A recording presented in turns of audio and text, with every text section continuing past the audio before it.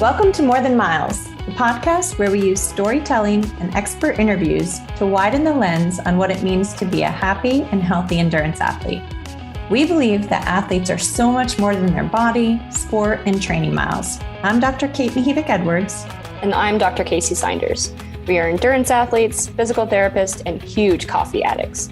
We spend most of our time treating, educating, and working with endurance athletes. Thank you so much for tuning in today. Now let's get to the show. Hi, everybody. Welcome to More Than Miles. Today, we have Dr. Amy Bender with us. Hello, Amy. How are you?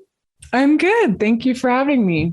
We are so excited to have you. And I said this before we started recording, but I've been kind of stalking you on other podcasts lately because I'm working with a bunch of elite athletes and our athletes that we work with regularly that are really struggling with sleep. I'm just really, really excited to have you. Yeah, no, it's great to be here. I'm glad we're talking about sleep today. Yeah, since I heard we were going to do this podcast, I also have been doing some of my own research. And so now all I can think about is my sleep quality, and I'm obsessing about it right now. So I need to tone it down a notch. Ooh, yes, that can be a problem. That can, when you emphasize sleep too much, we don't want to go there where it's causing anxiety. That's right. So the other end of the spectrum, Kacy, you are overtraining for sleep. I overdo everything. Well, Amy, one of the things that I read while I was doing some research on you is that you have 3 kids. And so what I want to know is, how do you even get any sleep with 3 kids? I know it's challenging. Luckily my youngest is 4. So he's kind of getting over the hump when it comes to waking up during the middle of the night, et cetera. So yeah, it is challenging for those new parents out there. I would say one thing that I would do when my kids were younger would be to add in naps. I think napping can be a good strategy to kind of make up for some of that sleep loss. So yeah, that's one thing. I have this other tool that I use, and it's typically for kids that are a little bit older, but it's this stoplight that I have. So currently I have it in the hallway because I don't want, bright light impacting my kids' sleep. But the stoplight is red when you go to bed, and then it turns green at the time that you set it at. So I have ours set at 7 a.m. And so, my 4-year-old knows that you can't really get up out of bed until it's green light. And so that's been a lifesaver for me. I heard about those and I never got one, but what I'm thinking is we probably need those for our endurance athletes. What do you think, Kacy? I think that's genius. Because we have this obsession and with combined with rule following. And so I feel like they would really be all in on following the light. I do think so. So maybe that's what we need to do for our team is we need to get them the stoplights and say, okay, guys, when it's red, you got to stay in bed. Good idea. It's not just for kids, No, it's not. So, Amy, you have been an athlete your entire life, and you played basketball in college, and you were in the Hall of Fame. You've done mountaineering, and you even did an Ironman in 2009, right? Yes, I did. Tell us how you got into sports and really what your love of sports and background is like.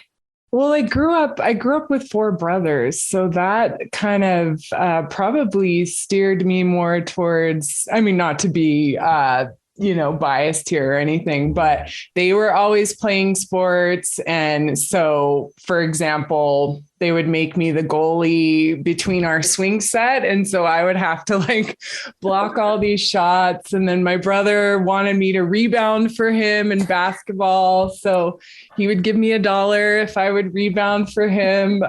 So yeah, just my parents weren't really athletic or anything. It was more, a lot of my brothers were into sports and stuff. And so I just kind of grew a love for different sports and ended up, settling on basketball in college. So I played a few sports in high school, but yeah, basketball was my love. and played college basketball, and that was fun, and did some coaching as well. And then after college, I was kind of looking for other activities as well. And so when I was training for Ironman, actually, let's see, I'd been married for about 4 years or so, but no kids yet. And I was looking for something my husband could get involved in while I'm training, hours a day. So I signed him up for a mountaineering course, Spokane mountaineering course. So he did the course while I was training for Ironman. And then he loved it so much that the following year, I ended up doing the course as well. And one of the first trips we did this volcano vacation where we climbed Mount Hood, Mount Rainier, and Mount Baker in the span of like a week, Oh, that's awesome. Yeah. So now I'm at the point, I had kids, and so it's a little bit harder to get involved in some of those big activities. So now we do a lot of lifestyle sports. So skiing, hiking, paddleboarding, those kind of things. And I feel like I'm really itching for a big event. And now that my kids are a bit older, I think maybe I could try and swing something. So if you have any recommendations, let me know. Well, you're out there, so you could do Hood to Coast. You could get on a team and do Hood to Coast. That's a fun one. Yes, I've heard of that one. So since we talked to a lot of endurance athletes, what part of the triathlon was your favorite? I would have to say none of them. Oh, that's so good. Oh, that's very interesting.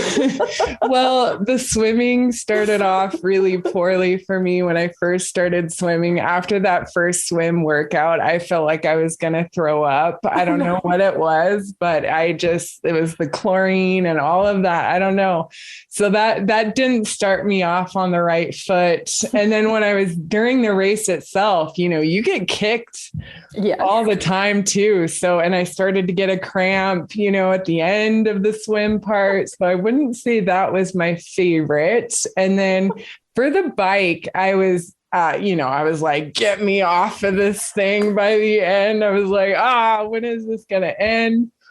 And then for the run, I ended up like getting a cramp again. And so that wasn't good. But I would say probably running would have been my favorite kind of event, because you're just, it's so rhythmic. I mean, I know the other parts can be rhythmic as well, but it's just kind of time for your mind to wander a little bit. And I would say, probably the running part of it.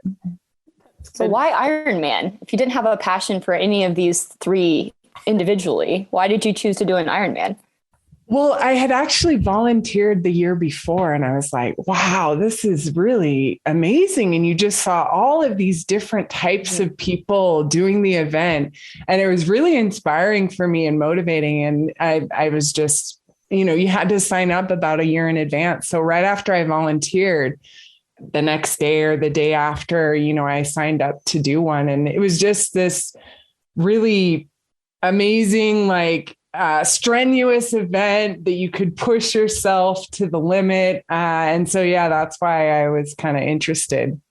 Yeah, that's awesome. I love that. The first time I spectated an Ironman, and I'm an endurance athlete myself. I run marathons primarily now, but the first time I spectated an Ironman, I left to go home at 7 p.m.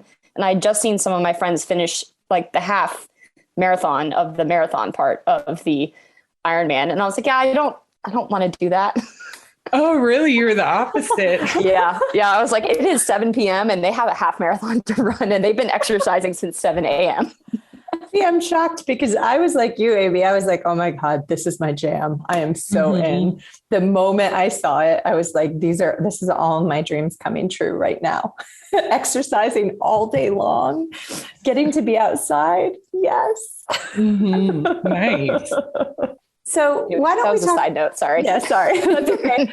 What is that connection for you? Where did sleep and performance and all of that come together? When did you decide this is really what you wanted to do, and you saw that there was a need for this?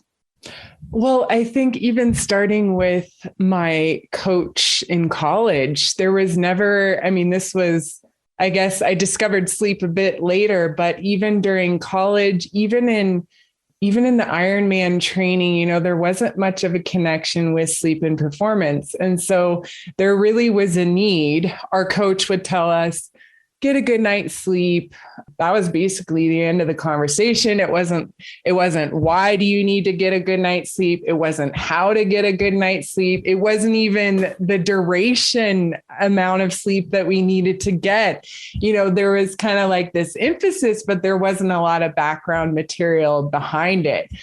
I went to my aunt's sleep lab she was in Portland, Oregon at the time. And I was kind of at a crossroads in my career. And she said, oh, why don't you come out to my lab? I'll show you, what we do here. And she hooked up the patient with just a bunch of electrodes, looking at brain activity, like a respiratory activity, all of these different signals that were then being translated on the screen.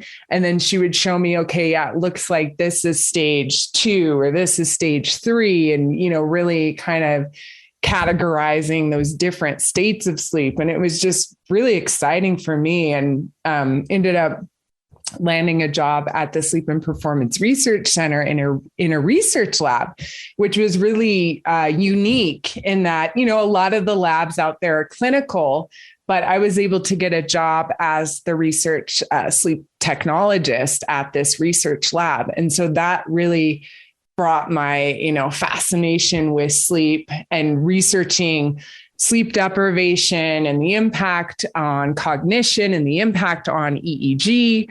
And I felt like I was kind of at a ceiling being the sleep technologist, and that there was a lot more I could do. And so I ended up getting my master's and PhD in experimental psychology at the lab. And then after my PhD, that's where I was thinking to myself, like, there is a need here to study sleep in athletes. And there weren't a lot of places that were really doing it at the time, but I ended up getting a postdoc at the University of Calgary, where they were working with elite Canadian Olympic team athletes. And so, yeah, I was working with Canadian Olympic team athletes, trying to optimize their sleep. We developed a sleep screening questionnaire, or optimized that in the process. And so, yeah, it was really crashing of both of my passions with sport and then sleep, and then just feel really lucky that I'm able to do that currently. And in addition to my full-time role at a sleep technology startup, Cerebra, which is really exciting in itself, but I'm able to also work with athletes as well. And, hopefully in the end, combine those two.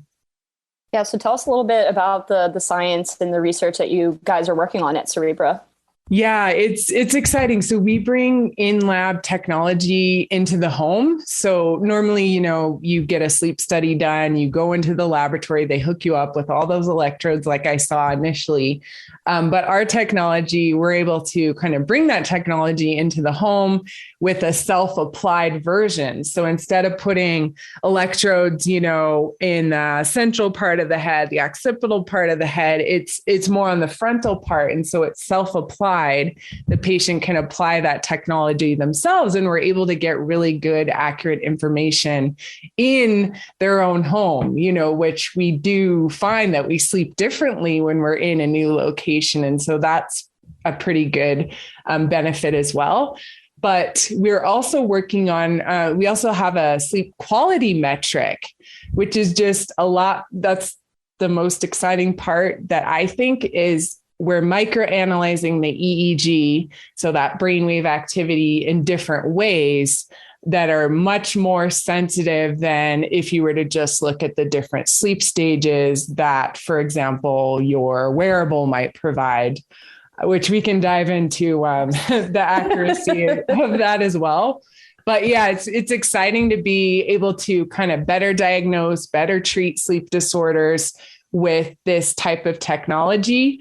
But then also we're working our way towards more of a wearable or consumer device ourselves, where we can use this technology, look at sleep quality on a much more sensitive level to be able to detect, if a coffee at 2 p.m. is really impacting my sleep versus, so it's exciting. We're really trying to see what type of lifestyle factors influence how those factors influence sleep quality. Well, I'm hearing you say this, and I'm thinking like I would love for our whole team, the track club, to be able to put this on their head and for us to see what the heck is going on. Yeah. So that you can better teach them what to do and see if the things that we think are impacting them actually are or not, or because we know that it impacts their performance and their healing in terms of injury. Absolutely. Yes, absolutely. We did run a study with our current technology, which is a bit, it's fine if it's a night or two, but we were wondering, could we use this technology for 20 nights in a row? And we successfully did that. I mean, we did have some people drop out, but overall, like, people completed the study, and we were looking at that exactly what we were tracking. How much caffeine are you having? The timing of your caffeine? How much light are you getting outside? How much are you exercising? And then linking that with our sleep quality metric. And there's some really interesting results that we found. Light outside in particular benefited sleep quality, caffeine timing, as you would expect. So the closer you were to consuming caffeine to bedtime, the worse people reported their sleep quality to be, and the worse objectively it was. And then we also linked that with performance. So we had people do a reaction time test, and we're finding that it was interesting to see some of these lifestyle factors benefiting, like time outside, for example, improving sleep quality, which then improved their performance versus those who didn't go outside that day. And then also with the caffeine timing, we found that objectively their sleep got worse when they were consuming too close to bedtime. And then that resulted in poor performance, so I think I think the performance part is a key piece of this, because at the end of the day, like, we all want to be performing better. We all, would love to improve our performance, et cetera. And so can we link some of those lifestyle factors with sleep quality, which then links to performance? Yeah. And ultimately, we're kind of working with a partner right now where they're doing in-ear EEG technology. So we're looking into that. Can we get a good form factor that's not, a big Band-Aid on your head, for example? So ultimately we'll get there, and would love to work with some of the athletes you're working with now. Yeah, I totally sign us up. Yeah, I can imagine, like, okay, here's my retainer, here's my earplugs, here's my EEG. All right, I'm ready for bed. Hold on, you still wear a retainer? I'm just teasing. Well, now everyone knows. So, okay. So I'd like to actually circle back to something you said, Amy, that I thought was really interesting. And the idea of how we all talk about sleep, but nobody talks about why sleep is important, how important it is, or how to do it, and in what kind of duration. And I think that we would love for you to kind of go through that for our people, because like you said, a lot of the people that listen to this probably have heard the same thing you've heard over the years, but they don't know how they're supposed to do it, how long they're supposed to do it, or why. Mm-hmm. Yeah, absolutely. I mean, sleep starts with health. So if we think about getting adequate sleep, well, let's just take, for example, those people who aren't getting enough sleep. There's been links with cardiovascular disease, obesity, diabetes, and also even like we've recently, not myself personally, but the sleep science field has recently discovered that during sleep, brain cells, neurons shrink in order to allow cerebrospinal fluid to flush through and get some of those toxins out of the brain during sleep. So there's a lot of really important functions going on when we're sleeping, which then helps us maintain optimal health. So that would be the first part of that piece, is that sleep is really important for our health, both physical health and mental health. So we see connections with optimal sleep and optimal mood, for example. Yeah. And so that's, I guess, one part of the piece there. When we're talking about athletes specifically and looking at some of those sports specific factors, we do see good relationships with let's say sleep extension and optimal performance. So for example, in basketball players, we find that with more sleep, their athletic performance is better as it relates to reaction time, sprint times, sport specific shooting percentage, et cetera. When we're talking about runners specifically, we see, faster time trials when we're looking at optimal sleep and better rated perceived exertion. So that's another important piece. So it's not just about physical performance, but it's about how you're perceiving your workout when you are well rested, and it's not as strenuous, or you don't perceive it to be as strenuous when you are well rested. So starting with health, and then I think linking it with performance. So when I'm working with athletes, we want to speak the language. We want to make sure that we're linking the benefits of sleep with performance. And I think that's a key piece for people. So duration, the optimal sleep duration for an adult is between 7 and 9 hours. So we want to be hitting at least that minimum of 7 hours. And a lot of times when we're working with swimmers, they might have an early morning training, and also ultra endurance runners as well, or marathon runners. And so we want to look at sleep kind of across the 24-hour day. So there may be days where you do have to get up earlier. So can we supplement with a nap, which is perfectly fine to look at sleep across kind of a 24-hour period, or even across a weekly basis. So we want to make sure that we're averaging at least 7. What we see in athletes is more is usually better, because it takes time for your brain and your body to recover from the strenuous workouts that you're doing. And so typically as sleep scientists, we think that athletes need even more than that. So that's something to keep in mind. And then the how is, just having some of these strategies, which we can kind of go deeper into.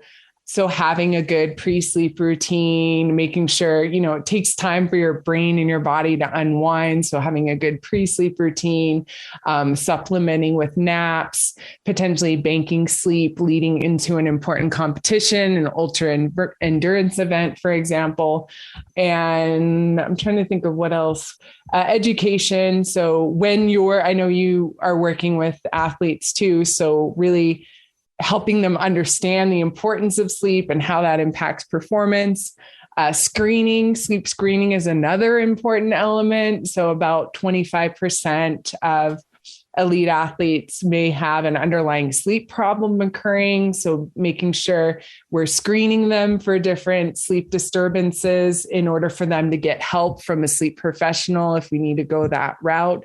Those would be kind of some of those strategies that we can utilize. Will you talk a little bit about sleep banking? Because that's a topic that endurance athletes and certainly professional runners talk about a lot. So what is it and how do you do it? Yes. So sleep banking is just such an amazing strategy, especially for runners preparing for an event. And what it means is can you get more sleep leading into this event? So banking typically means extended nighttime sleep. But I think also if you're not normally a napper, I think napping can also contribute to some of that extra sleep that you're getting. In the research, we find that performance is improved when we can get more than our normal amount of sleep. So the research started off in kind of healthy, normal sleepers, for example, and they were wondering, could we, let's tell these people to get more sleep leading into this experiment where we're going to sleep deprive them. And so that's what they did. They had one group that kind of got their normal amount of sleep. They put them through sleep deprivation and they looked at their performance. And then they had another group who got more sleep leading into this sleep deprivation period. And these people performed better when they were getting more sleep during that sleep deprivation period, which I think translates very well into ultra endurance, races, for example. And then just a lot of research has been done since then, looking at athletes specifically, and sport specific performance improved. So in the basketball players, in tennis players, there was more higher accuracy with their serves when they were getting more sleep. And then it's also been done in runners as well, where time trials improved in this kind of sleep extension compared to when they were more sleep restricted, or even more when they were getting normal amounts of sleep. So yeah, it's a great strategy. And also, I think it also helps ease anxiety as well. So for me, I mean, even in the Ironman leading up to that event, you're number one, the night before, you don't get a lot of sleep anyways, because the event starts so early and you have to make sure you're well fueled leading into that event. So that helps if you're getting better sleep leading into that event. But also some people might be worried about, I know I'm not going to get a good night's sleep. They may have like performance anxiety the night before. And so if we can get good sleep leading into that event and know that this good sleep is going to benefit me when it comes to my performance, I think that can help ease anxiety as well as kind of an extra benefit. So if we flip that around, we mentioned something before we're recording about sleep deprivation training for ultra endurance races. There's been a lot of kind of misinformation around that. So what you just said was, before an ultra endurance race, it's probably good to bank your sleep so that you can get ready and be better prepared. Can you talk to us a little bit about this myth that's going around about trying to train by depriving your sleep? Yeah. So there was a recent kind of publication, and it was just a case study. So it was just one person that they were kind of experimenting this with. And they had a 6-week period prior. And I don't know if it was directly prior to the event. It probably wasn't, but it was just kind of during this training period. They did a 6-week kind of experiment where they would sleep deprive this runner one night per week. So for 6 weeks, at least one night per week, this person would pull an all-nighter. And they looked at their VO2 max. They looked at their rated perceived exertion. They looked at their sleepiness levels. And so they found that kind of as the 6-week period went on, their VO2 max improved, their sleepiness levels, they were reporting less sleepiness by the end of it. And their rated perceived exertion was, not as bad, at the end of the experiment. And so their conclusion was, this may be a really good technique for people to implement prior to an ultra endurance event. And when you look at the data a little bit deeper, so me and several of my colleagues, we're kind of up in arms about this case study. And so we kind of dove a little bit deeper into the data.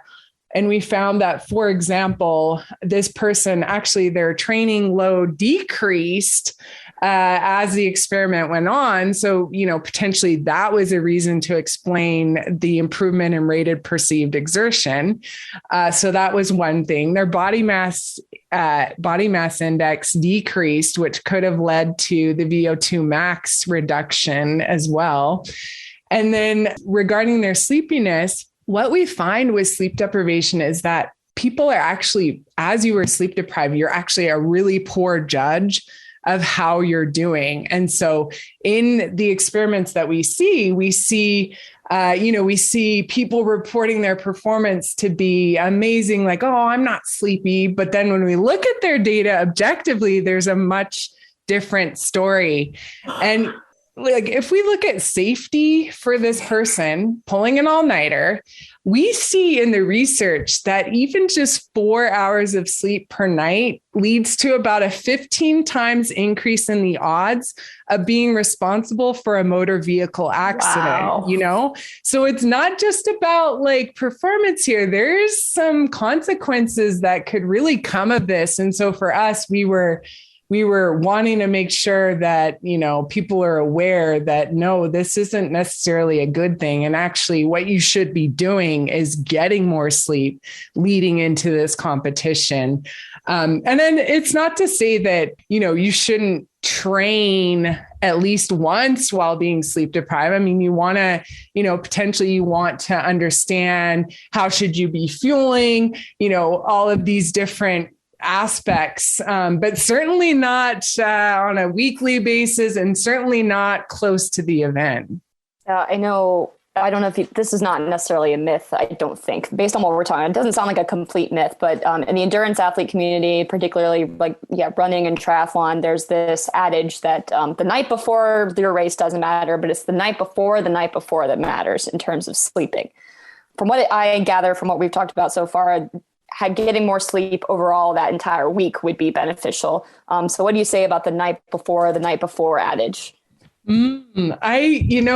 I don't know if I can bust that myth necessarily. And I think that if you're getting a decent amount of sleep the 2 nights before the event, for example, I think that can help when you do get a poor night's sleep the night before, kind of similar to that banking thing.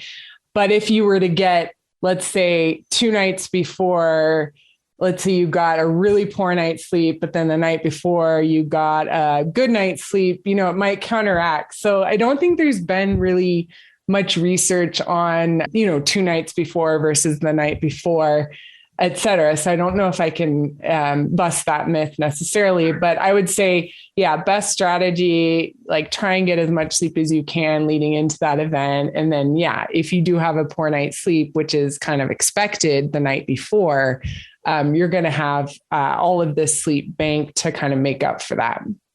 So why don't we talk about the stages of sleep, what they mean and what it means for recovery for our runners and athletes? Mm-hmm.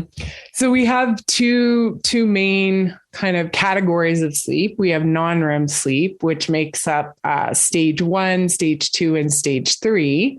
And then we have REM sleep, which is rapid eye movement sleep, which is more kind of that dreaming state. And the sleep cycles occur in around 90 to 110 minutes. So we'll go from non-REM into REM in about 90 to 110 minutes, and we'll kind of repeat that throughout the night. And so what we see when it comes to sleep architectures, we'll start off in a light stage of sleep, stage 1, then we'll kind of progress into a slightly deeper stage of sleep, stage 2. And then after about 20 minutes or so, we'll get into stage 3 sleep, which is where growth hormone is being released, tissues are being repaired. So really important state of sleep for athletes. And we'll see a lot of that deep sleep occurring in the first half of the night. So typically, we're able to get enough we're able to get all of that deep sleep if we're getting at least 5 hours, for example. But REM sleep is also an important part for an athlete as well. It's also an important stage of sleep for an athlete as well. So we'll start off at the beginning of the night, after 100 minutes or so, we'll have more of a shorter REM period because we're wanting to get some of the deeper stages of sleep kind of take precedent at that point. And then towards the end of the night, we have more REM sleep occurring. And you'll notice sometimes, if you're getting a lot of sleep, that you might wake up dreaming, which is where that REM sleep is occurring. And REM sleep is really important for procedural memory, learning a new task. But we're also getting a lot of stage 2. So stage 2 takes up about 50% of our sleep time across the night. So that's kind of distributed evenly across the entire night. So there's a lot of important elements occurring even towards the last half of the night that's important for an athlete. And so that's why overall, we just recommend kind of a certain amount and then also care about quality of sleep. Because you can't really control the distribution of stages. You can't necessarily say, I'm going to take more melatonin in order to get more REM sleep or something. It's a bit more challenging. It's like what your brain needs is what you're getting, although you can improve the quality of sleep. So it's about duration of sleep, but it's also about the quality of sleep that's important. So if I have an underlying sleep disorder, for example, I might be waking up more often, stopping breathing during the middle of the night. I could be getting 9 hours, but if the quality is poor, we need to like do something about that. So yeah, those are kind of two important factors, but then also the timing of sleep. So if I'm more of a night owl, I would want to maybe have my training more later on in the day, versus if I'm an early bird, you might do better having that training more early in the morning. And then aligning your sleep with that biology. So if possible, if you're a night owl, to kind of go to bed later and wake up later if you can. And if you're an earlier bird, same thing. Well, opposite, like go to bed early, wake up early. I did not realize until just now that both of those are like birds, like night owl and early bird. Like why? I know. That's a good question, actually. Yeah. Right? Technically, it's, like the lark is how they describe the early bird. Yeah. Right. Okay. I'm sorry. I had to say it. Something I want to ask about that you just kind of went through is like you say, well, your brain is going to go through the stages of sleep that it needs the most. And so what determines that? So like, if we talk about physical versus mental stressors, like what determines what our bodies might need on any given night? Yeah. Well, if we take an athlete, for example, if you had a really tough training, like for example, I went on a hike yesterday, and it's kind of, the weather here has been horrible in Canada. Like we have just now started to get our summer, which is really depressing because the summer doesn't last very long. Yeah. So I'm a bit out of hiking shape, and I wore like a stand-up paddleboard on my back, and took the whole family and hiked into this awesome alpine lake. And I'm feeling a little bit sore today because I'm not used to the hiking training quite yet. But for me, it was like I probably got a lot deeper sleep last night, and I felt like I had a really good night's sleep. Probably related to more deeper sleep where tissues are being repaired, growth hormone is being released. And so like when it comes to an athlete, for example, like if you have a higher training load, it's likely that you are going to be getting more deeper sleep in order to recover your muscles from that type of workout. So yeah, our sleep, our brain can kind of compensate for different activities that are occurring. And if, for example, you had to get up really early and you didn't get as much sleep as you normally would, probably tonight you would end up getting deeper sleep as well to kind of make up for that sleep loss that you suffered. So yeah, it really depends on the activities that are occurring and how the brain can compensate. And even with parents, there's a lot of people worried about, oh, wow, like I have a newborn and how am I supposed to function? What we see is that your brain compensates from that sleep deprivation by getting deeper sleep when you are actually sleeping. And we don't see like negative links with mortality, for example, in parents specifically. So there is a lot of people out there, even sleep scientists, and Matthew Walker was part of this Why We Sleep, saying that you can never make up for lost sleep, and which really scared people. But when you look at the data, our brain compensates for sleep loss. Our brain, can kind of recover from this period of poor sleep. And it's just more of that long-term chronic, sleep deprivation that can really take a toll on your health, your physical and your mental health. So a poor night's sleep is not the end of the world. Like it happens to everyone. And it's just about how can we prioritize that sleep? How can we get better sleep? How can we address those sleep disorders that are going on? Is what people should be caring about, I would say. I do want to ask the question about limitations in wearables and tracking our sleep, because I know that many of our athletes are now wearing the Oura ring or using their Garmin, or there's all sorts of different types of technology that's tracking it. But what are these limitations and how accurate is it? Yeah, great question. What we see in the research is that these devices can do a pretty good job at getting how much sleep we're getting across the night. So be pretty accurate when it comes to sleep duration across the night. And where they struggle is more of the categorizing the sleep into different stages. And me being kind of the sleep technologist where I was scoring these sleep records, you looking at EEG, that's how we really want to be measuring sleep in order to get an accurate picture. And having a device on your ring or having a device on your wrist is kind of a proxy for sleep and those different sleep states. And that's not to say that I think that these devices are completely useless. I mean, I'm wearing an Oura ring right now, but I understand the limitations. And so some of those limitations are related to the sleep stages, for example. So there was one time where, it was telling me I had 5% deep sleep. And the everyday person would look at that and be like, oh no, what's going on? Like there must be something really wrong here. But for me, knowing the information that I know, I was like, oh, that's not right. So to really keep in mind that they can be, I think they're useful at starting the conversation on prioritizing sleep.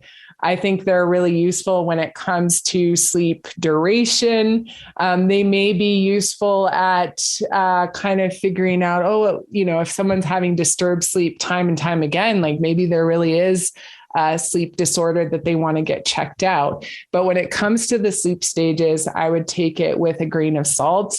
And number two, even if those sleep stages were as accurate as they could be, there's still not a great link between sleep stages and performance, sleep stages and daytime functioning. So even if they were as accurate as they could be, there's still a lack of a link there when it comes to performance and daytime functioning. So that's why I'm really excited about our technology is, number one, like if we have a more sensitive measure of sleep quality, that hopefully will help us to really determine what factors influence someone's sleep quality way more than the sleep stages can do.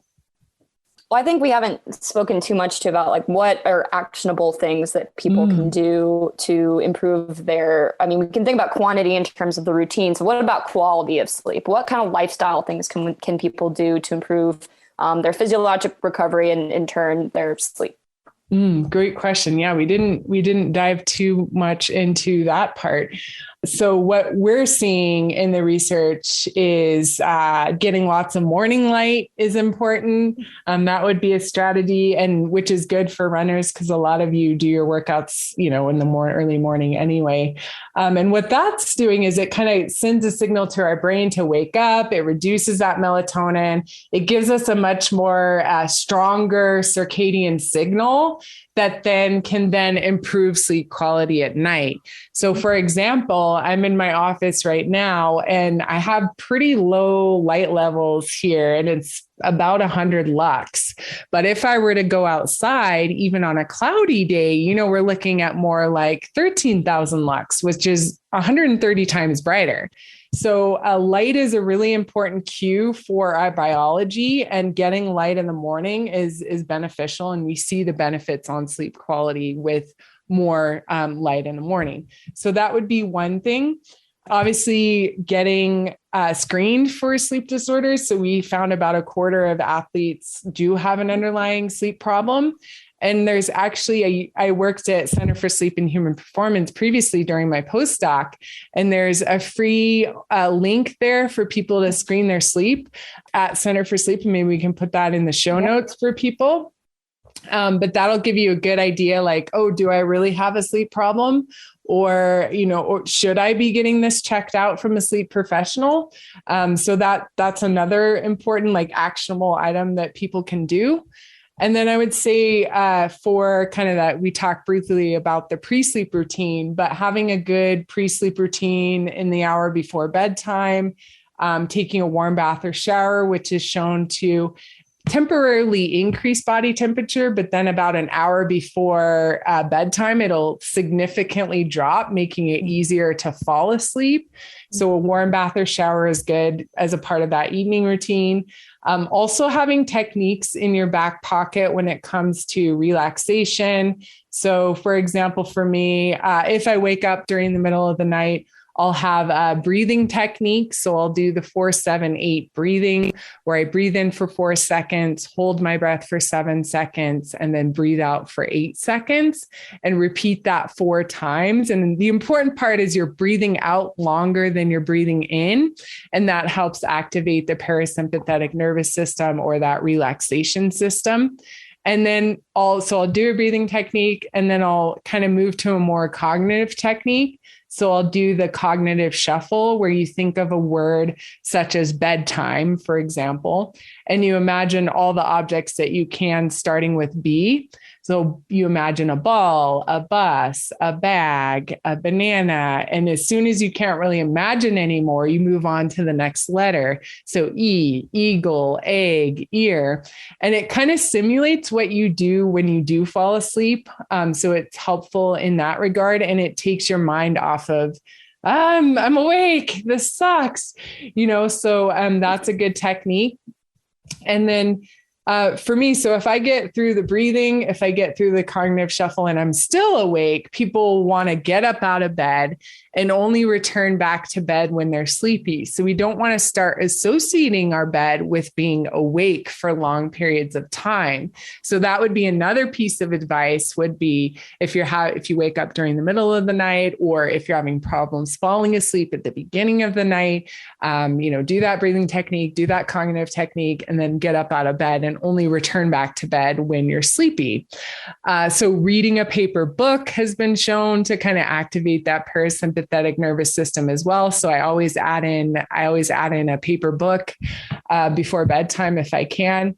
And then another tip would be having a good sleep environment as well. So, keeping it cool, dark, and quiet like a cave. So having a way to block out noise with earplugs potentially, or even like if earplugs aren't really possible, like if you have young kids, for example, maybe a white noise machine or a pink noise machine to kind of drown out some of those noises outside, which can be really alerting to our sleep during the middle of the night, even if you don't realize it. So having a way to block out the noise, having a way to block out light. So for me, I have shades, like blackout shades that I bring down, and then blackout curtains, because I'm in Canada. So, it could be 17 hours of daylight, so I don't want necessarily that sun waking me up, but also maybe having eye shades to help block out that light. And then keeping your sleep environment cool is another important element. And the environment thing is important. And I didn't quite realize that until I was in BC, where I was at a cabin. It was dark, it was cool, it was quiet, and my family slept amazing, so, and the environment thing too is something like you just have to optimize once, and then it's like, boom, you're in this great environment. So yeah, those would be kind of my strategies, kind of those actionable items that people can take and start getting a good night's sleep right away.